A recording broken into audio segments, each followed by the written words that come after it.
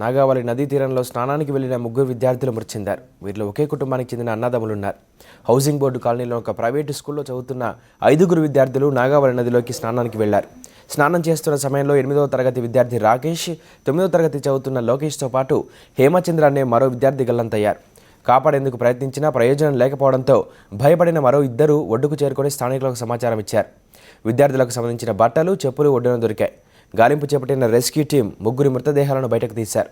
విద్యార్థుల మృతితో కుటుంబ సభ్యులు కన్నీరు మున్నీరుగా విలపిస్తున్నారు.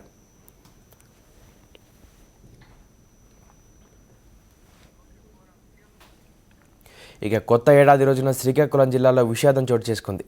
నాగావళి నదిలో స్నానానికి వెళ్లిన 3 విద్యార్థులు మునిగిపోయారు. చనిపోయిన వారిలో 2 కవలలు కూడా ఉన్నారు. చనిపోయిన వారంతా శ్రీకాకుళం హౌసింగ్ బోర్డుకు చెందిన వారు. ఇక దీనిపై మరింత సమాచారాన్ని మా కరెస్పాండెంట్ యుగంధర్ అందిస్తారు. యుగంధర్, అసలు ఏం జరిగింది? మృతుల డీటెయిల్స్ ఏంటి? నరేష్, శ్రీకాకుళం జిల్లాలో కొత్త సంవత్సరం తొలి రోజున అందరూ సంతోషంగా గడుపుకుంటున్నటువంటి ఒక పండగ వాతావరణం ఉన్నటువంటి రోజున ఈ విషాదం చోటు చేసుకుంది.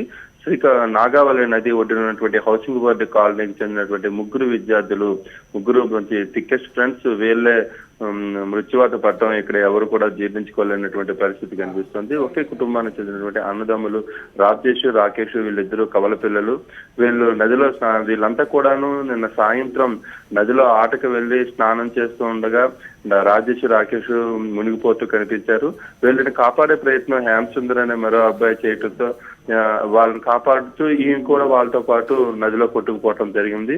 అయితే ఈ విషయం కొంచెం బాగా పొద్దుపోయి 8 గంటల వరకు బయటకు తెలియలేదు. అయితే పిల్లలు ఏమయ్యారు అని వెతుకులాడుతూ ప్రారంభించిన సమయంలో తోటి పిల్లలు పేరెంట్స్ కి చెప్పడం జరిగింది. అలా నదిలో వెతుకుతుండగా వీళ్ళకి సంబంధించినటువంటి వస్తువులు, చెప్పులు కానీ, బట్టలు కానీ ఇవన్నీ కూడా నది ఒడ్డున కనిపించాయి. దీంతో జిల్లా పోలీసులు వెంటనే హుటాహుటిన రెస్క్యూ టీము, ఫైర్ సిబ్బందిని వీళ్ళందరినీ కూడా అక్కడ నియమించి గాలింపు చర్యలు చేపట్టారు. నదిలో నీళ్లు కూడా ఎక్కువగా లోతుగా ఉండేటువంటి పరిస్థితి ఏమి కాదు. కేవలం జస్ట్ ఒక 6 అడుగుల లోతు మాత్రమే అక్కడ కనిపిస్తున్నాయి. పెద్దవాళ్ళు ఎవరైనా కూడా అందులో దిగినట్టయితే పీక లోతు వరకే మాత్రం ఉండేటువంటి సందర్భం. కానీ చిన్నపిల్లలు అవటం, వీళ్ళు ఎత్తు కూడా 4 అడుగుల లోపుగానే ఉండటం వలన వీళ్ళు ప్రమాదవశాత్తు తెలియకపోవటంతో ఇది జరిగింది.